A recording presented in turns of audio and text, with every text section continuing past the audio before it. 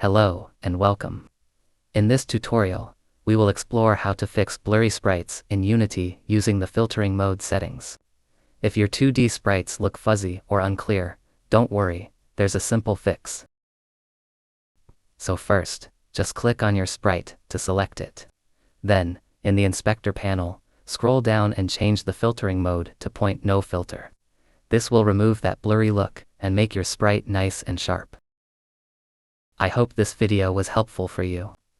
If it solved your issue or you learned something new, feel free to drop a like and leave a comment if you have any questions. Also, don't forget to join our Discord community. We'd love to have you there and help you out even more.